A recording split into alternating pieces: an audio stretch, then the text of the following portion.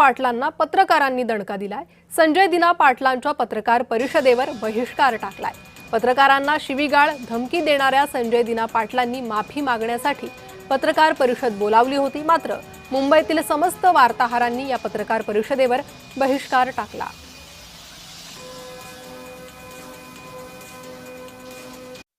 संजय दिना पाटलांच्या त्या वक्तव्याचा निषेध आहे। लोकप्रतिनिधी म्हणून त्यांनी अशी वक्तव्य करू नये। यापूर्वी त्यांच्याशी वक्तव्य ती पुढे आलेली आहेत। महिला पत्रकारांबद्दलही त्यांनी अशी वक्तव्य केली आहेत। त्यामुळे या वेळेस आम्ही त्यांच्या दावणीला बांधलेले नाहीये।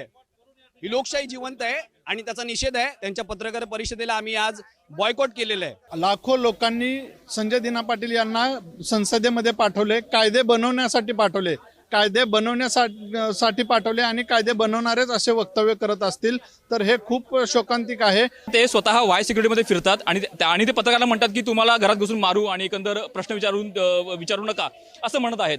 तर एकंदर या सगळ्या गोष्टीचा पत्रकारांचा झालेला अपमानाचा मी निषेध करतो एक पत्रकार म्हणून।